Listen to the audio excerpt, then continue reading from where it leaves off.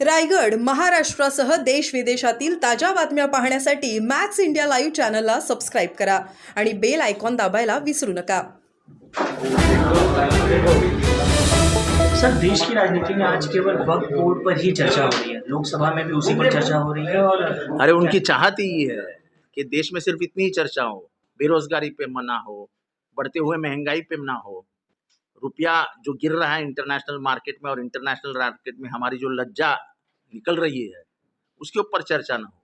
हमको तो सिर्फ हिंदू मुसलमान विवाद बढ़ा के हमारी राजनीति सही करनी है, बाकी हमको कुछ भी नहीं करना है। राज्य के मुख्यमंत्री कहते हैं कि ये केवल झूठ फैला रहा है विपक्ष लगातार। ऐसा है, कोई झूठ बात नहीं है। जो बाप उनके बापजादाओं की जो जमीनें उनके बापजादाओं ने अपने समाज के हित के लिए रखी है, सरकार का क्या काम है उसमें अंदर घुसना? करने दो, वो गलत करते हो सरकार ने रोक देना चाहिए, उनको जेल में डालो। जो भी वक्फ के साथ मस्ती करेगा उसको बोलो हम तुमको जेल में डालेंगे।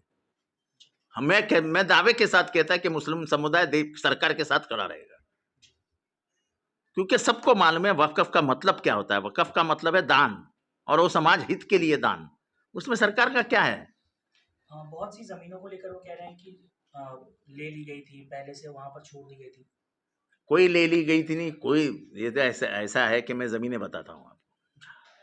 हमारे निजाम प्रांत महाराष्ट्र में था, जैसे पूरे भारत में था निजाम प्रांत, हैदराबाद से लेके औरंगाबाद तक। जैसे परभणी है, हिंगोली है,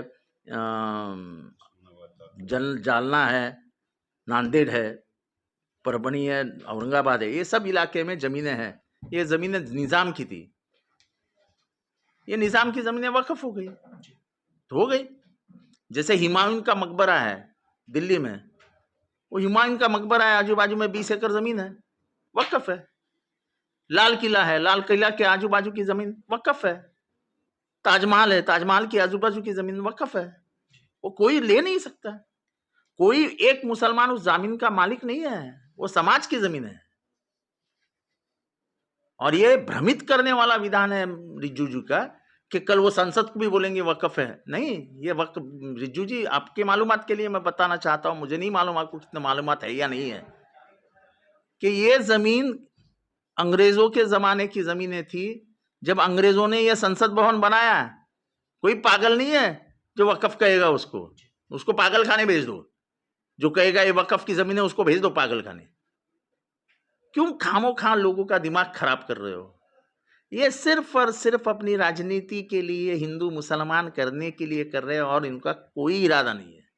और सब हिंदू मुसलमान से एक बात समझ आ रही है कि धीरेन्द्र शास्त्री नाम के एक पंडित हैं, इन्होंने हाल ही में अभी बयान दिया है। इनका कहना है कि हम हिंदू राष्ट्र बनाने के पहले कट्टर हिंदू पैदा करेंगे, कट्टर हिंदू बनाएंगे, और किसी मंडल की स्थापना करने की बात कर रहे हैं, और गांव-गांव में जाकर लोगों को कट्टर हिंदू बनाएंगे। क्या प्रतिक्रिया होगी? ऐसा है कि कट्टर हिंदू बनाएंगे, ठीक है, बनाने दो। पहले चतुर्वर्ण व्यवस्था खत्म करो।